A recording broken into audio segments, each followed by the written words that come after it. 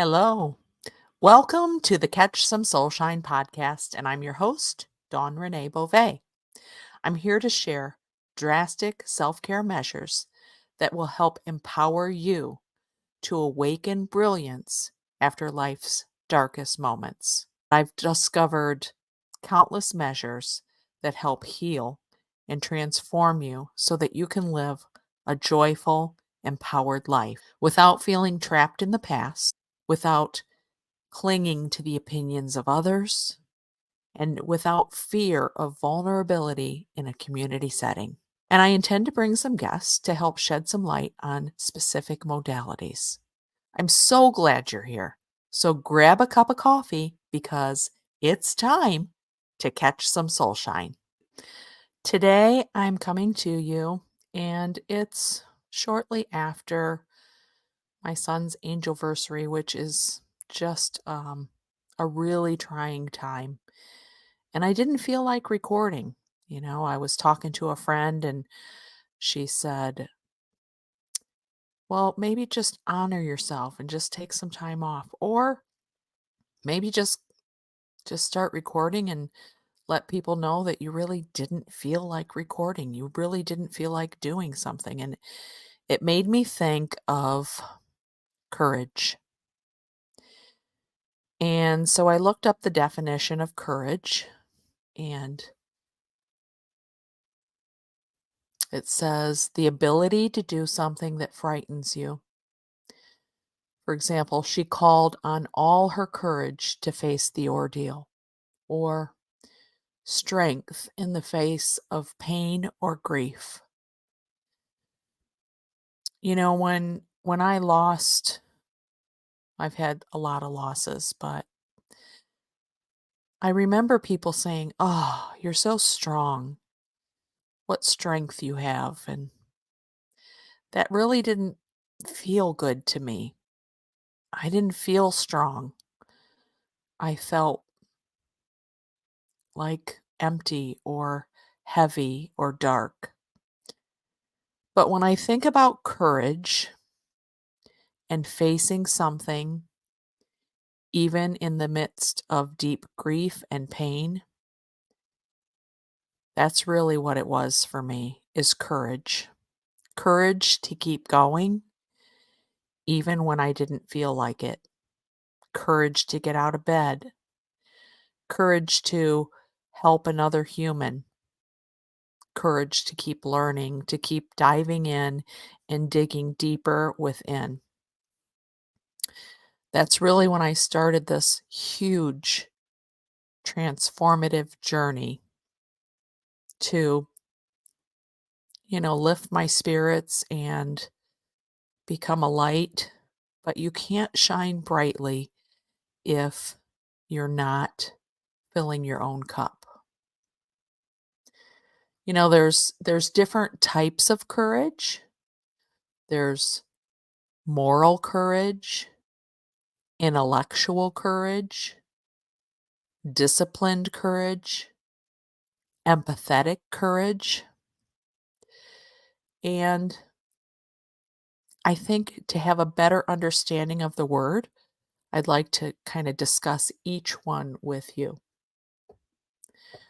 So, when we talk about moral courage, that's, being a spokesperson, standing up for something that you really believe in your heart. And I know there's some tragedy that's happening in our world today, and there are some people that really are displaying moral courage for standing up for what they believe in, and what change can take place. And from my own perspective, that's the type of courage that I leaned into the most after suffering significant loss. Um, I became a spokesperson for addiction and recovery, and educating people about stigmatizing language, and I still do it today. Um, I still feel very passionate about not calling people names or labels with what their addiction happens to be. I said this to some of my friends, you know, when referring to Brad as an addict, I said, but that's not who he was. He may have suffered from this disease, but he was Brad. And it reminds me of a story that was told to me. He was in this treatment facility and he's bebopping around and happy go lucky. And, he had such a huge personality and a bellowing laugh and great big smile. And he was walking by the therapist's room and she was playing Neil Young. And he took a step back and he goes, "Oh, Neil Young." And she goes, "Wait a minute. You like Neil Young?" And he goes, "Oh, yeah." "You know who Neil Young is?" He's like, "Yeah, I know Neil Young." She goes, "Come on in here." And they had a really deep discussion about, you know, Brad's morals and who he was and the things that he liked. And she just looked at him and she said, "Wow, who are you and where did you come from?" And she said, he looked back at me with this huge grin on his face. And he said, "I am me." And what a huge lesson that is for everyone out there. We get caught up in these labels and terms and what have you, but we're all unique, beautiful gifts. And I remember that all the time. I am me. I know I got off topic there a little bit, but let's talk about disciplined courage.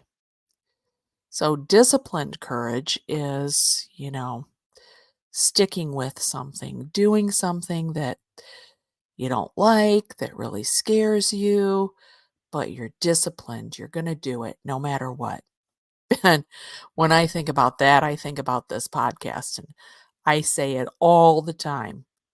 There's so much tech and I'm not techy and I don't like tech. And the first time I put this podcast together, I fiddled with it, learning how to format and change things and edit and put it in this program and that program. And it took me 2 days. I mean, not just 2 8-hour days, like all day long. That's what I did. I worked on this podcast. And I was about to throw in the towel and say, I can't do it.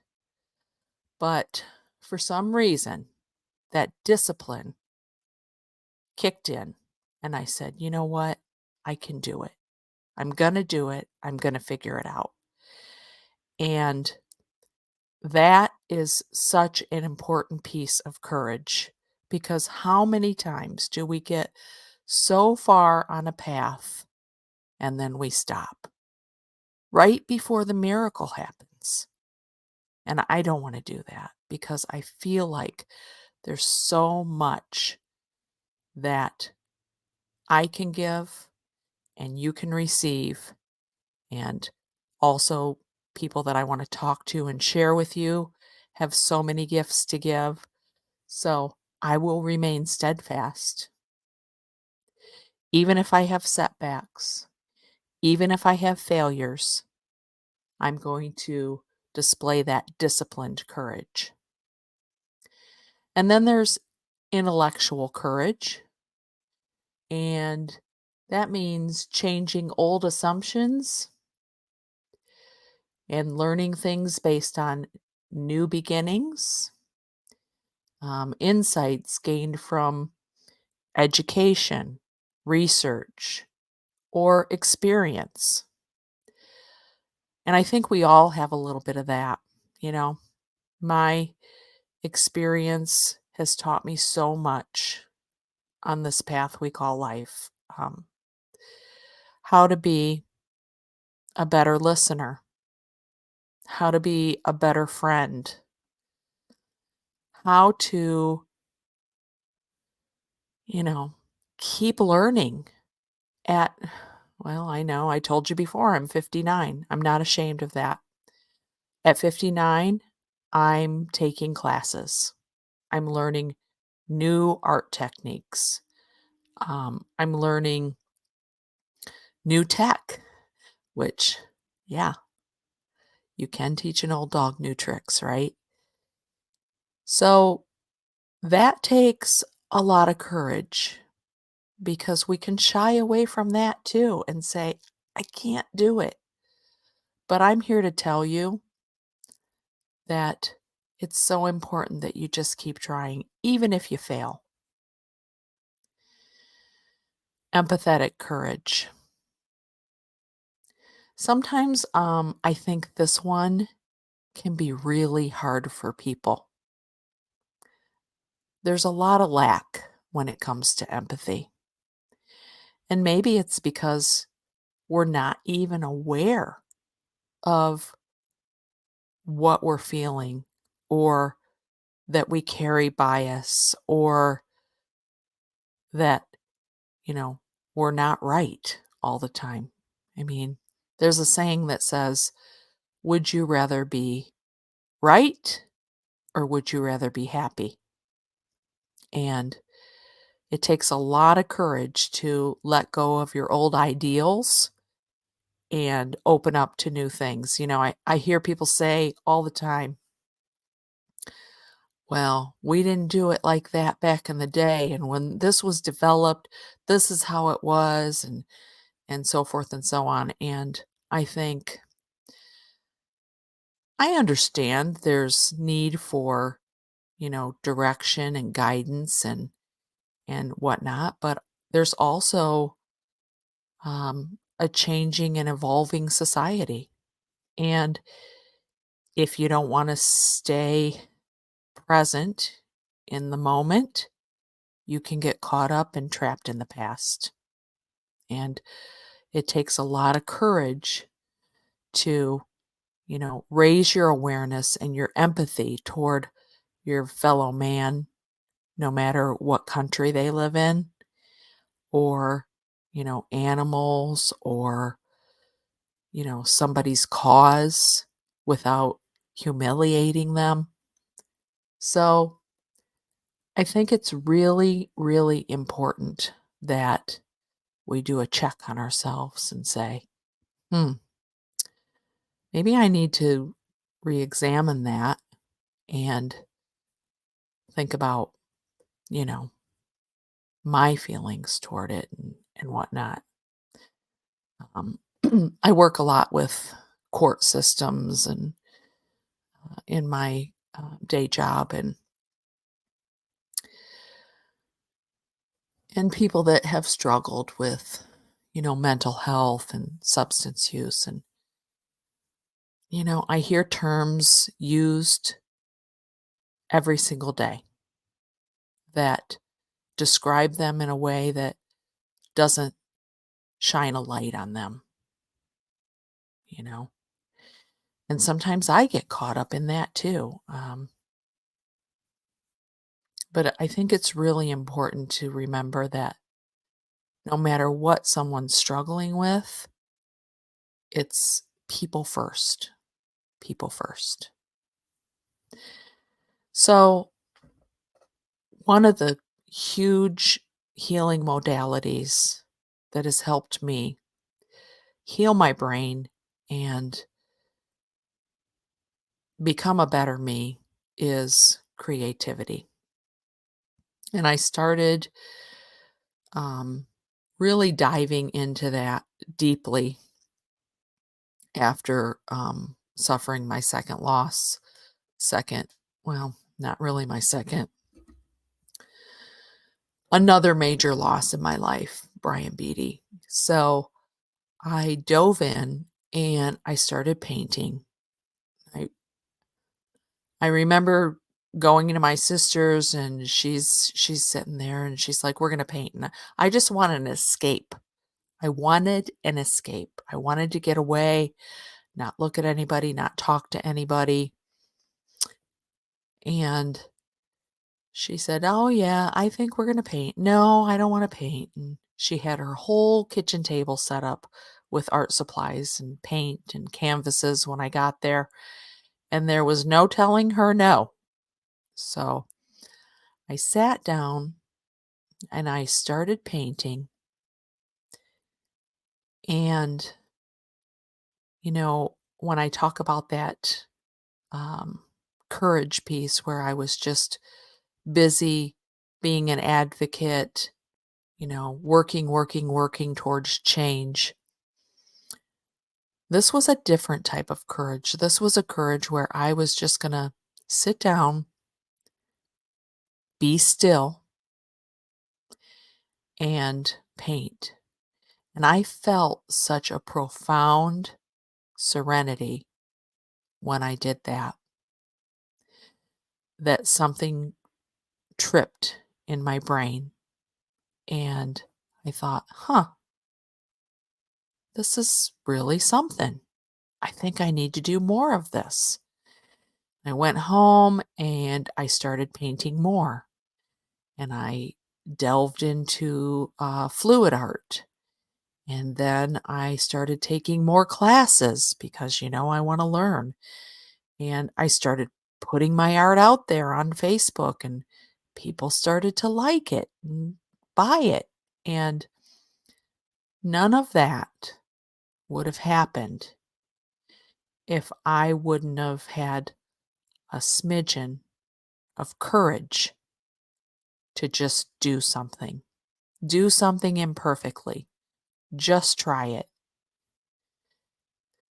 If you have something that is pulling at your heart that you've always wanted to do, whether it be write some poetry, knit. My husband's a huge knitter, and he taught himself how to knit and crochet with, tutorials and learning, and he's made some beautiful things. Um, Starting a podcast. I mean, those are all creative outlets that really do heal you. And I think it's important that we release the attachment to the outcome, because really the outcome isn't what's important. It's the act of doing, having the courage to try something, whether it's a success, I can't talk, or a failure. The act of doing shows great courage. I can't stress enough how much it's meant to me to have you, support me in my journey. I hope that I can help you along the way. If there's something that you've been thinking about trying, but you're fearful or you just don't want to do it, I'm just going to give you that little extra push today and ask you to get some courage and do some imperfect action. Do it. And I'd love to hear from you and let me know what it is that you've done or that you want to do. And if there's anything that I can do to help spur that on, I would love to. I do teach some art courses, and um, I just think that it's something that's really, really going to help you. I will catch you next week for a little bit of soul shine, and I hope you have a beautiful, light-filled day. Here's some key takeaways about courage. There's lots of different types of courage, and today we talked about moral courage, disciplined courage, intellectual courage, and empathetic courage. It takes a lot of practice and dedication, but what I want you to focus on is everyday courage. Just do something. Have some courage. Get out there and live your life to the fullest because really, life is a journey. Every single day is a gift, and I really, really want you to live it to the fullest. Please like this and share it with your friends. And as always, check the notes because I have a free 11 affirmation journal that features some of my artwork. You can also pick up a free 5x7 print from my Dawn Bova art collection, and I will be sharing other goodies along the way. Have a great day.